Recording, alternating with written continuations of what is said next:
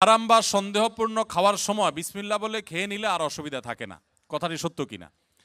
এটা হলো 2 নম্বর মুসলমান যারা, এরা সাধারণত কোনো কিছু হারাম কিন্তু ডাইরেক্ট হারাম খাইতেও আবার ইতস্তত বোধ হয়, এটাকে নিজের জন্য হালাল করার জন্য একটা বুদ্ধি বাইর করছে, এটা ভাই বিসমিল্লাহ বলে খেলে কোনো অসুবিধা নেই। অনেক ডায়াবেটিসের রোগী আছে, তার জন্য মিষ্টি খাওয়া নিষেধ, কিন্তু সে এটা খাওয়াকে হালাল করার জন্য এই মাসালা বাইর করে বলে আরে বিসমিল্লাহ বলে খেলে কিছু হয় না। তো এগুলো সবগুলো মন গড়া ফতোয়া এবং এগুলো মোটেও সঠিক কোনো কথা নয়। যেটা হারাম সেটা বিসমিল্লাহ বলে খাইলে শুধু হারাম হবে না, হারাম ডাবল হবে আরো।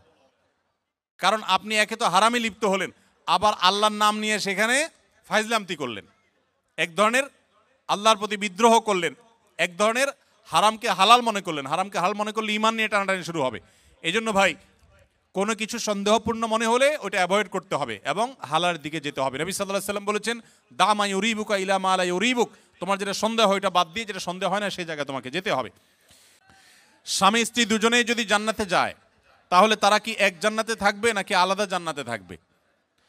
স্বামী স্ত্রী দুজনে যদি জান্নাতে যায়, দুজনকে 2 জান্নাতে দিলে তারা সুখে থাকবে না এক জান্নাত দিলে সুখে থাকবে? কি বলেন?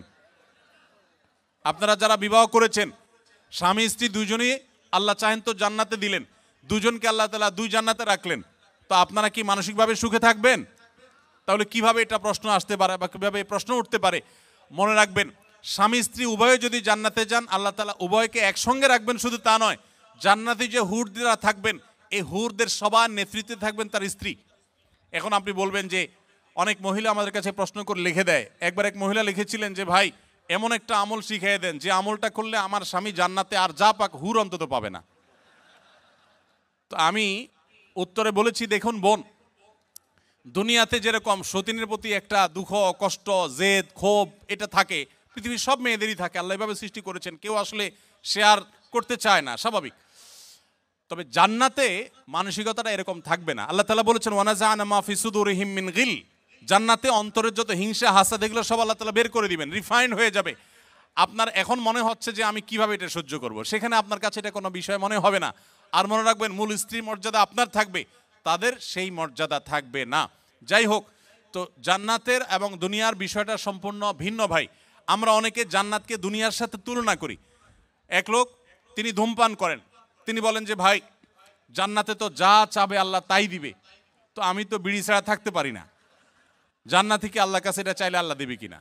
তো আমার উত্তর হলো, আপনার এই যে বিড়ি বা ধূমপান করার যে, সিগারেট পান করার যে আপনার বদভ্যাস আছে, এই কুরুচি জান্নাতে থাকবে না ইনশাআল্লাহ। আপনার এই কুরুচিটাই কি হয়ে যাবে? চেঞ্জ হয়ে যাবে ইনশাআল্লাহ। অতএব জান্নাতে স্বামী স্ত্রী উভয় যদি যান, তারা একসঙ্গে শুধু থাকবেন তা নয়, বরং তারা স্বামী স্ত্রী হিসাবেই থাকবেন ইনশাআল্লাহ। আল্লাহ আমাদের সবাইকে জান্নাতে একত্র হওয়ার তৌফিক দান করুন। এখানে কোরিয়াতে বেশ কিছু চকলেটের উপাদানের জায়গা লেখা থাকে সাসুগি বা থাক্কুগি, যার অর্থ গরু বা মুরগি, অথবা চকলেটগুলো সফট মিল্ক ফ্লেভারের চকলেট। আদৌ পিওর গরু বা চিকেন আছে কি না তা বোঝা যায় না, থাকলেও হালাল কিনা আমরা সেটা জানি না। এমন নুডলসও আছে। এরকম চকলেট বা নুডলস খাওয়া আমাদের জন্য হালাল হবে কি না? প্রশ্নটি লিখেছেন ভাই আবির। আপনার প্রশ্ন উত্তর হলো যে যত চকলেট আছে ওয়ার্ল্ড ওয়াইড, বেশিরভাগ চকলেটগুলোতেই আসলে হারামের উপস্থিতি বা উপাদান থাকার সম্ভাবনা জোরালো, সবগুলোতে না। অনেক চকলেট আছে এর বিপরীতে আলহামদুলিল্লাহ যেগুলো হালাল, যেগুলোতে হারাম কোনো উপাদান নেই। এই বিষয়টা পৃথিবীর অন্য অনেক দেশে নিরূপণ করা সহজ, আপনাদের কোরিয়াতে একটু কঠিন। আপনি জাপানে গেলেও দেখবেন যে বিভিন্ন বাজারে, বিভিন্ন সুপার মার্কেটে, বিভিন্ন মার্টে, সুপার মলে, সুপার শপিং মলে আপনি দেখবেন যে চকলেট হোক, যে কোনো ফুড হোক, সেখানে স্ক্যান করে চেক করা যায় এটা হালাল কি হারাম, এখানকার উপাদান কি, সব ডিটেল জানা যায়।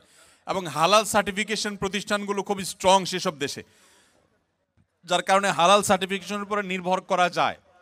আপনাদের এখানে এখনও সেটা হয় নাই, তবে আলহামদুলিল্লাহ যেভাবে দিন দিন আমাদের প্রবাসী বাংলাদেশি ভাইরা বাড়ছেন, পাকিস্তানি, আরাবিয়ান, অন্যান্য দেশি ভাইরাও দিন দিন আসছেন, আশা করা যায় অচিরেই ইনশাআল্লাহ কোরিয়াতেও হালাল সার্টিফিকেশনের অথরিটি এরকম গড়ে উঠবে, তখন আপনাদের জন্য সহজ হবে। আপাতত যারা এখানে আছেন আমি তাদেরকে বলবো, আপনি এটার উপাদানের মধ্যে সন্দেহপূর্ণ কোনো কিছু থাকলে সেটাকে অ্যাভয়েড করবেন। মনে রাখবেন, সন্দেহপূর্ণ বিষয়কে অ্যাভয়েড করাটা খুবই জরুরি একটা বিষয়। যেটা আপনি নিশ্চিত হালাল জানবেন শুধু সেটাই গ্রহণ করবেন, আর যেটাকে সন্দেহ মনে হবে সেটা আপনি অ্যাভয়েড করে চলবেন। চকলেট না খেলে কি আমরা মারা যাব ভাই? কি বলেন, চকলেট না খেলে কি খুব বেশি অসুবিধা হবে আমাদের? অতএব আমরা যথাসম্ভব সন্দেহপূর্ণ খাবার অ্যাভয়েড করে চলবো, তাহলে ইনশাআল্লাহ হারাম থেকে বেঁচে থাকা সহজ হবে। কোরিয়াতে আমাদের অনেক সময় কোরিয়ান খাবার খেতে হয়, তারা একই পাত্রে শূকর রান্না করে খায়। আমার প্রশ্ন হচ্ছে, আমরা কি সেই পাত্রে রান্না করে খাবার খেতে পারবো কিনা? কোনো পাত্রে যদি শূকর রান্না করা হয়, এরপরে সে পাত্রটা ধুয়ে সম্পূর্ণ পরিষ্কার করে, তার কোনো আলামত নাই, নতুন করে সেখানে ধুয়ে পরিচ্ছন্ন করে ভালো তেল দিয়ে যদি হালাল খাবার রান্না করা হয়, সেই খাবার খাওয়া জায়েজ আছে, এটা হারাম না। যদি পাত্র ধুয়ে পরিষ্কার করে রান্না করা, আর যদি না ধোয়া হয় ওই পাত্রে আবার রান্না করা হয়, তাহলে আবার কি হবে না, খাওয়া জায়েজ হবে না। ঔষধের ভিতর যদি শুয়োরের কোনো উপাদান থাকে, তাহলে সে ওষুধ খাওয়া জায়েজ হবে কিনা? যদি কোনো ঔষধে শুকরের কোনো শরীর বা উপাদান থাকে, তাহলে সে ওষুধ সেবন করা জায়েজ হবে না। যদি বিকল্প কোনো ঔষধ থাকে, যদি আল্লাহ না করুক এমন কোনো রোগ হয় যেই রোগের এই ছাড়া আর কোনো ট্রিটমেন্ট নাই এবং মরণাপন্ন অবস্থা হতে পারে, তাহলে নিরুপায় হলে সেই ব্যক্তির জন্য বহু শর্ত সাপেক্ষে সেটা জায়েজ হতে পারে।